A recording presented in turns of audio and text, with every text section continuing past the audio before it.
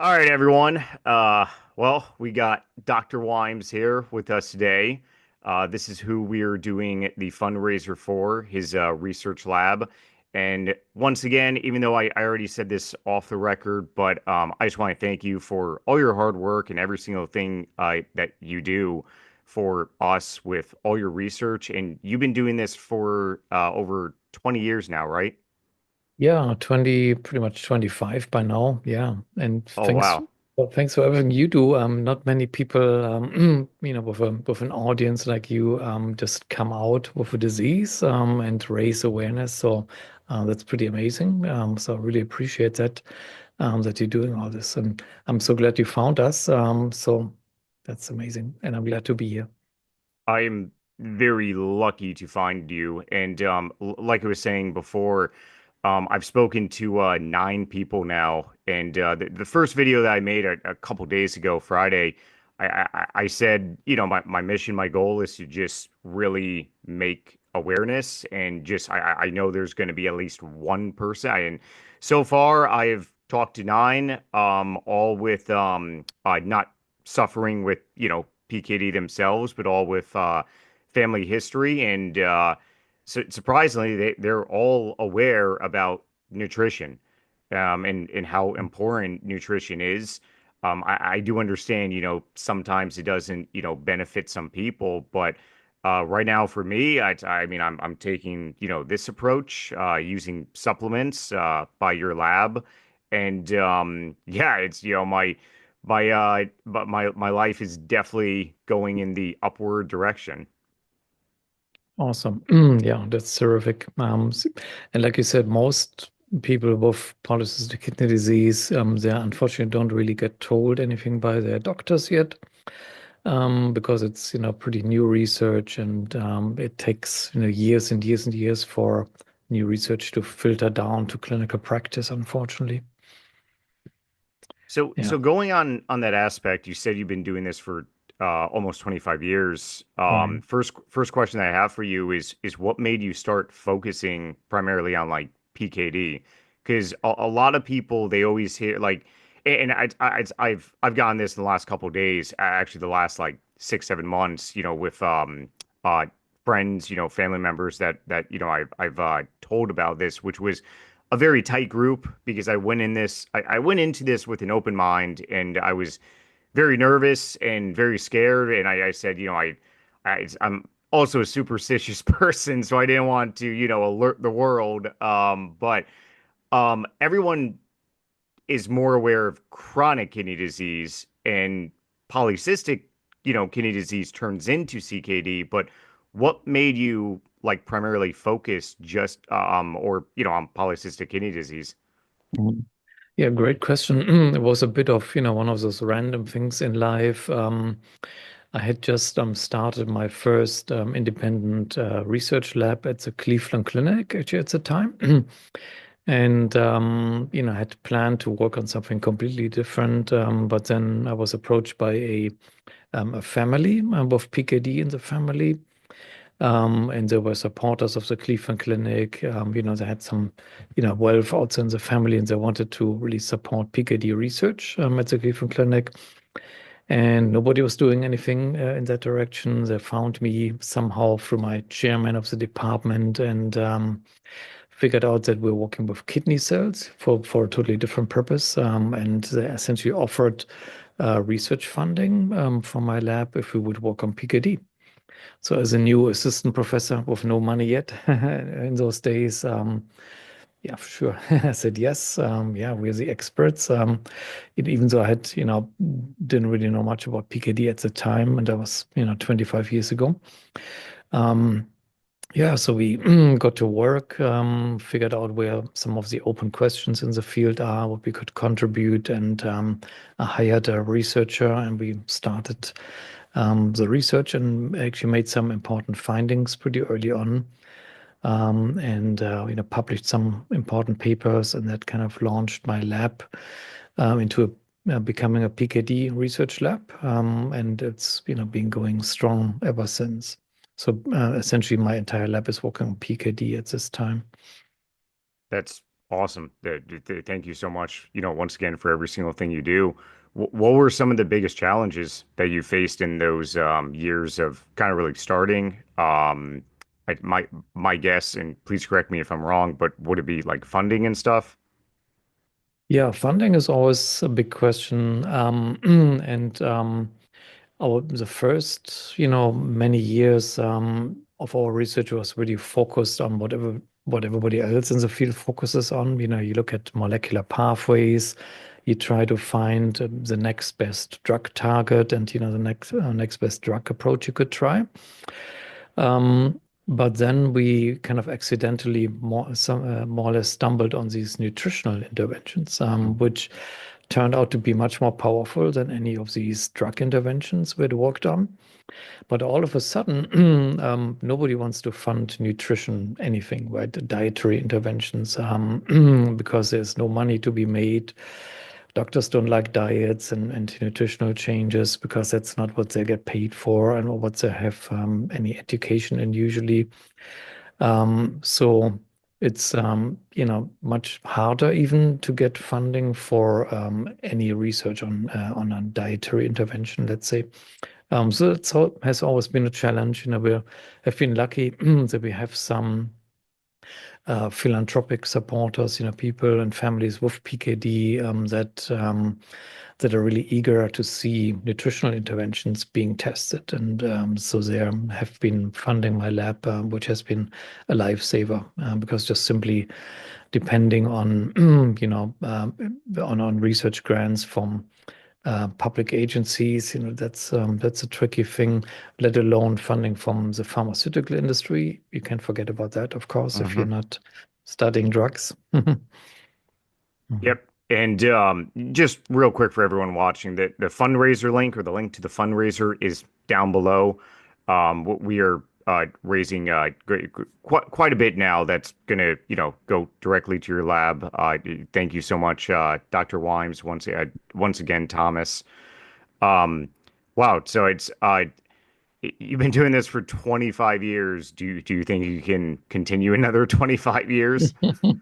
No, I want the problem to be done and, check it off the Yeah. list and, move on. And I actually really think I think we're there.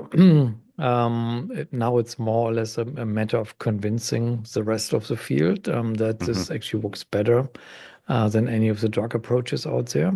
And I think at some point, any kidney doctor should be the first line of recommendation to their patients to say, hey, okay, here are 10 nutritional changes I want you to Hmm. do, and here's a supplement or two, and start there rather than starting with a drug that doesn't do as much, has lots and lots of side effects, and so I think we'll get there. Yeah, and that definitely brings me to my next question. What studies have been proven to be like the most effective that you have found like over the years and stuff? Mm. Yeah, so maybe so for the your audience, so there's currently only one approved drug available for polycystic kidney Hmm. disease, and that has been on the market for I want to say like 10-ish years or so, maybe, or less than that, maybe. And as any drug, it has lots of side effects, toxicities, so that's to be expected. And That's also a really expensive one, right? And a lot of exactly insurances don't even cover it because I right, yeah. believe in yeah, I'm not sure I, please don't quote me on this, but I think it's like $1,300 a month or something. It's fairly No, much more. It's oh actually wow. it's about $150,000 per patient per year. Oh That's wow. the list price. So it's an insane amount of money. And that's And jar. I can't remember the exact name, yeah, they, but they call it generic or okay. generic. Yep. That's the brand name, right? Yeah. And it's better to have one drug than zero drugs. So Hmm. that has already been a big advance, I would say, in the field. But as we said, it's very expensive. Many people don't have access, because they don't have the right kind of insurance, let alone people outside of rich countries, they have like no chance of ever getting that. And the drug does not stop the disease, it only slows it down a little Hmm. bit. but patients still progress eventually to kidney failure, even on the drug. So I think it's clear to everyone that this can't we can't stop there. We cannot say, "Hey, we got a drug, we're done." So there's room for improvement.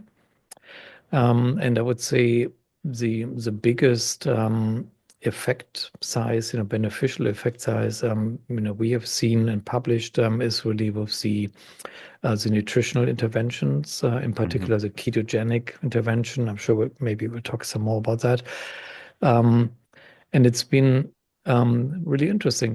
We've done a lot of animal studies, mouse and rat studies, also cat studies now. There are cats with polycystic kidney disease. And we've seen that we can not only slow down the disease progression or even stop the disease progression, but we've even seen a reversal of the disease. So we see improvement in kidney function, we see a decrease in the cystic burden and so on. So we published all this, and we actually have now also seen the same in a human study. But because the effect size is so dramatically different from everything else that has ever been published before, people just have a hard time believing it. They're saying, that has never been seen before, but this can't be true. um, you know, People are skeptical, and then that's fine, but of course our studies are scrutinized, they're peer reviewed and so on. And, the data is the data. And we see it over and over again. It doesn't matter if we do it in mice or in rats or cats or even in human studies. I see the same result pretty consistently. And the reason why that you all are using mice is isn't it mice the closest that you can get to like a human being in a way or something, or there's like a very close Mhm. correlation? Yeah, it's sort of practical purposes. So mice, you can breed a lot of them in, it doesn't cost an arm and a leg compared to human studies, Yep. so there's a practical aspect to it. And of course, you can only before you test anything in humans, you always have to test it first in animals. Hmm. Otherwise, that it wouldn't be ethical to, say, hey, we've got a new chemical here. Let's shoot it into a person, see what happens. Right? So you don't do that. Um, so first, there's kind of a succession of, of evidence and research when you start in um, mice or rats. And we're lucky in the sense that there's even a cat model. There are cats with polycystic kidney disease, which we have also studied. If something works in mice and rats, we tried in cats and it works just as well. I think there's a really good justification that it's very likely to work just as well in humans as well.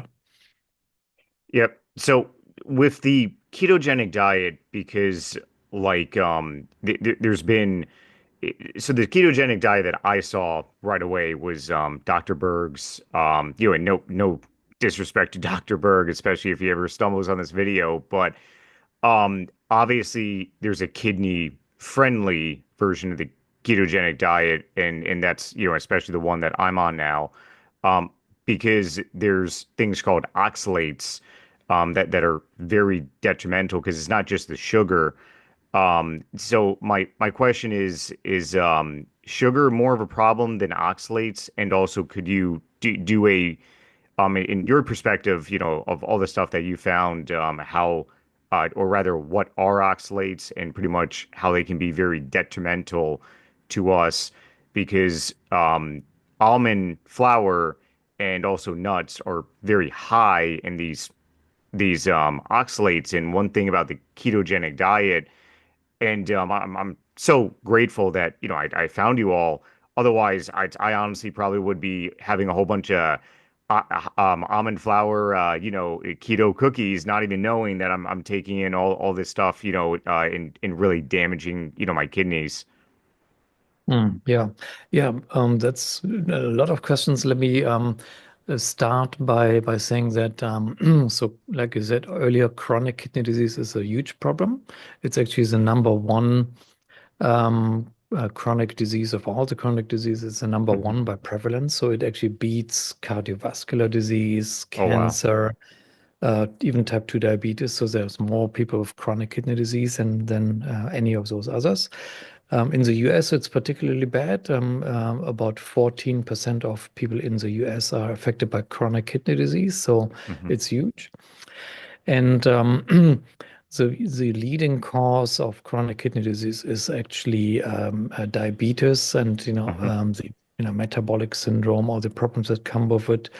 And what is causing that, of course, is sort of the chronic overconsumption of sugar and starch, the carbohydrates, which means you always have very high blood glucose levels, and you have high insulin levels, and this is kind of very damaging to kidneys, and that's what causes chronic kidney disease, in 14% of the population. And it's similar with things like oxalate, all these things that can impact kidneys, that can cause kidney damage and eventually lead to chronic kidney disease.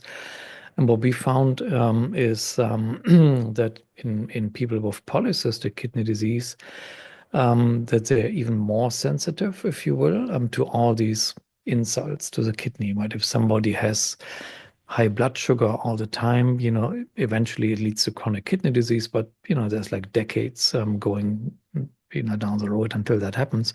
Someone with polycystic kidney disease are much more sensitive, so it becomes a bigger deal. And the same is for oxalate and other damaging agents.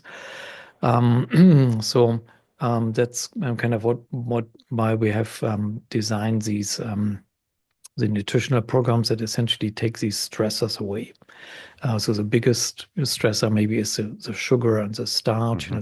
that gives you the high blood glucose all the time.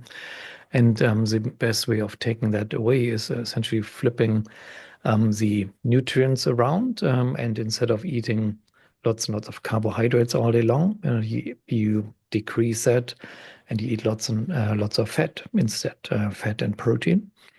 And that's what's called a ketogenic diet. But you're absolutely right. If you just go to Dr. Google and say, how do I do a ketogenic diet? It will tell you, oh, you should eat a lot of spinach. It's low in carbs. Hmm. And it will tell you, oh, there's lots and lots of keto bars out there and products, that are labeled keto, and you get them off the grocery shelves, and they happen to be actually very high in almond flour, typically, like you said. So before you know it, you actually it backfires because you have all these oxalates in there. And just to clarify, what even are oxalates? Oxalate is essentially a plant poison. So plants. Would you know it? They don't like to be eaten, and the plants cannot run away from animals that want to eat them. So they essentially accumulate. They have poison. You have poisonous mushrooms, but essentially you have poisonous plants. And one of the very common poisons is oxalate, because spinach doesn't want to be eaten. That's why it's full of oxalate, and most of the plant foods have some level of oxalate, and some of them have like huge amounts of oxalate, such as nuts, and almonds and spinach and Swiss chard and things like that. And they're usually not a problem, if you eat normal amounts of it. But some people like to, if you like almonds a lot, you eat them by the fistful, and before you know it, you can have kidney injury.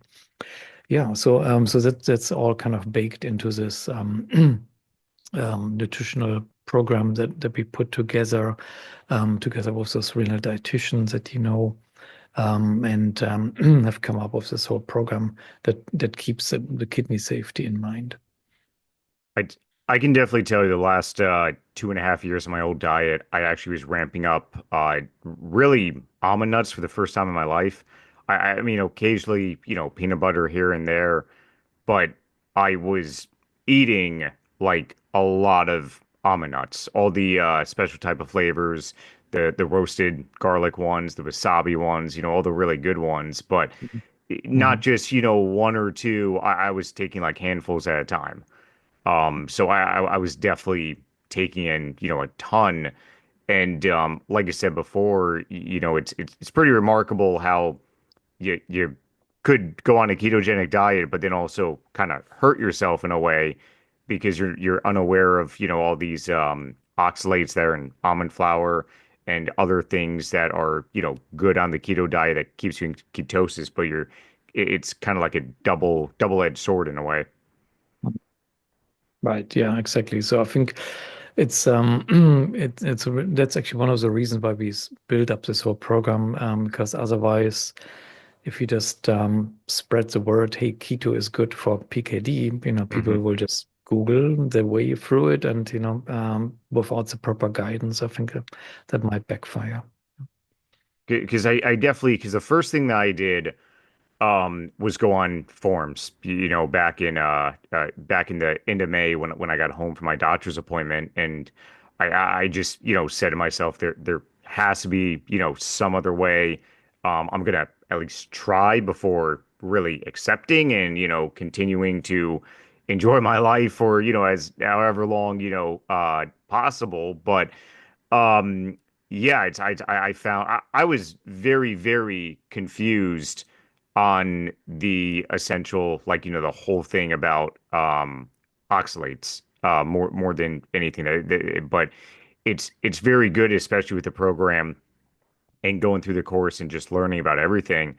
And that brings me to my next question about Keto Citra, because this is also not only giving you, and first of all, Keto Citra is completely, it's a dietary supplement, medical food rather.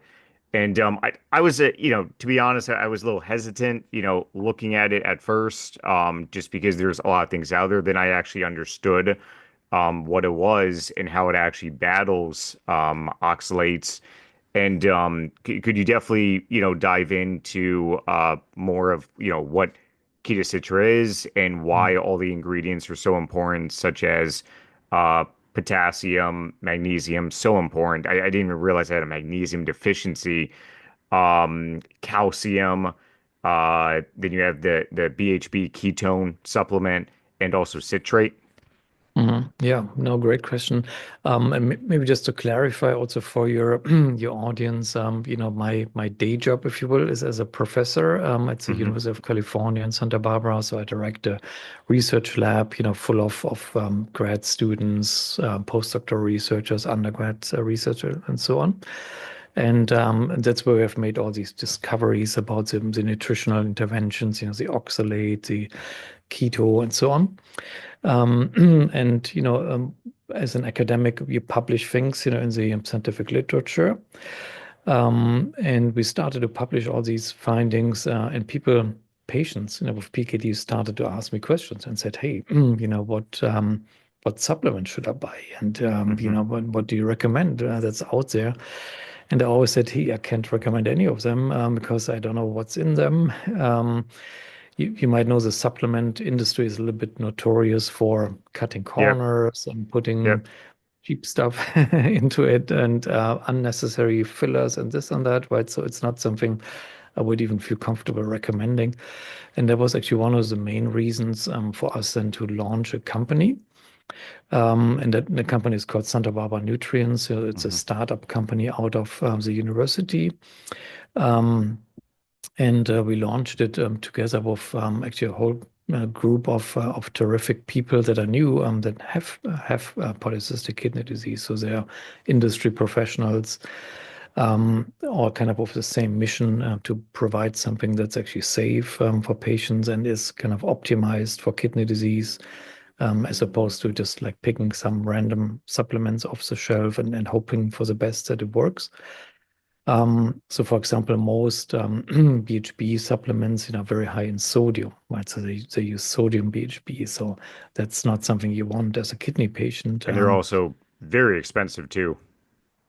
Yeah, so by their very nature, BHB, the raw ingredients are already expensive to begin with. Yeah. And but what we really also wanted to do is have this combination, and those were kind of like different mechanisms that we had discovered in my university research lab. On the one hand, the oxalate crystal kind of mechanism, and on the other hand, the whole sugar versus keto mechanism. And We were able to combine this by combining the keto and the citrate, so to speak, in keto citra. So it's essentially a combination product that has different foods slash supplements combined in just the right proportions to be optimized for people with kidney disease. So now that's something I can recommend because I'm currently I'm the president of the company. I can and I seem to be a stickler for quality and so Yeah. on. So I talk to our manufacturing director all the time, and we go over all the little details. Yeah, so we make sure there's nothing in there that shouldn't be in there. All the ingredients are tested very rigorously. The finished product is tested, and everything is made in the US to specifications that we dictate. So that's something with a good conscience, and I can now go ahead and tell people, yes, everything is fine about it. Plus, I've been taking it, for years myself, every day. Cheers.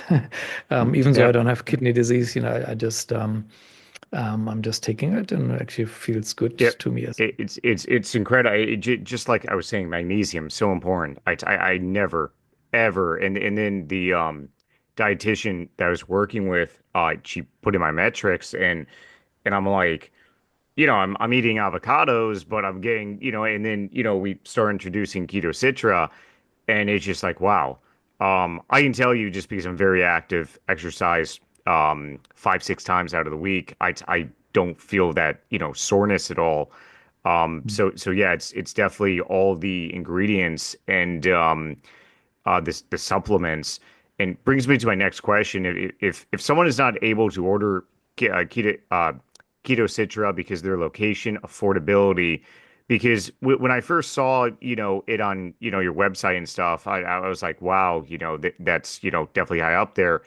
Then I started Googling all the ingredients and all the supplements, like a BHB, a month supply of BHB supplements, like, near sometimes like $60.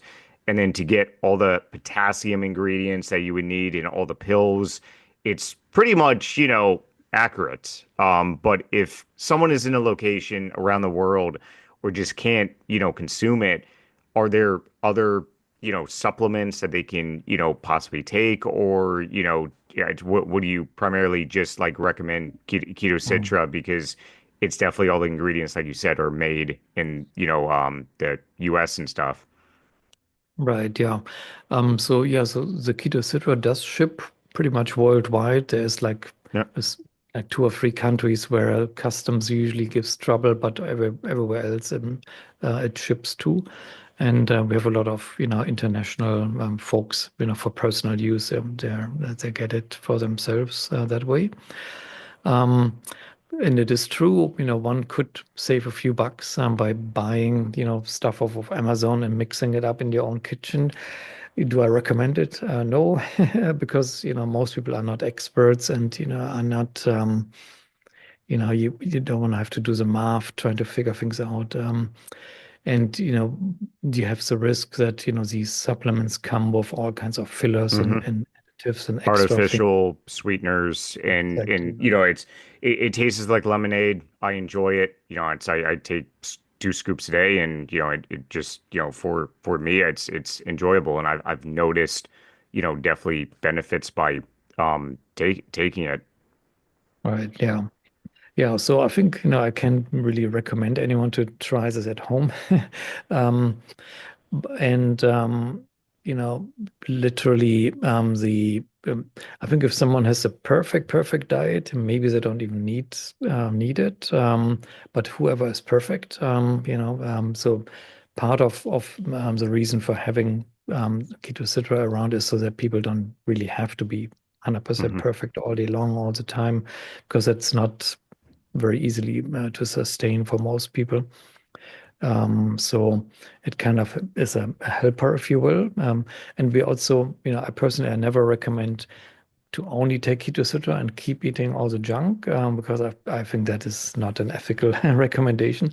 Yeah. I tell people, okay, start with Ketosutra and then also start working on your diet, work on the sugars, on the starch and on the phosphate and the oxalate and this and that. Right? just to get the most out of it. Yeah, yeah, no, that's it's all your links are going to be down below. And you know, definitely the fundraiser link too. And I just want to say thank you so much, you know, once again.